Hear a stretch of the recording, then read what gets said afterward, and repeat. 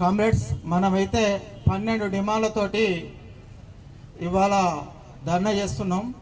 ప్రధానంగా ఇప్పటిదాకా మన కామ్రేడ్స్ చెప్పారు ఈ 420 కోసం.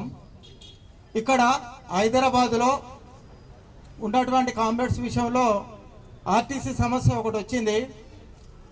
8,000 బస్సులుంటే 5,000కే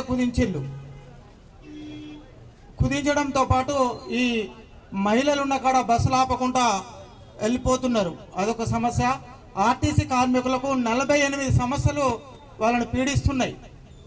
డిపోలలో సిఐలు, డిఎంలు దొరబాబుల కన్నా, కూడలు దొర కన్నా అధ్వానంగా కార్మికులను అవస్థ పెడుతున్నారు. ఈ వేదిక నుంచి ఆర్టీసీ కార్మికుల సమస్యలను కూడా పరిష్కరించాలని సీఎం రేవంత్ రెడ్డిని, రాష్ట్ర ప్రభుత్వాన్ని మాస్ లైన్ పార్టీ నుంచి డిమాండ్ చేస్తున్నాం. ఈ అవకాశం ఇచ్చినందుకు కామ్రేడ్స్కు ధన్యవాదాలు తెలియజేస్తూ ముగిస్తున్నాం.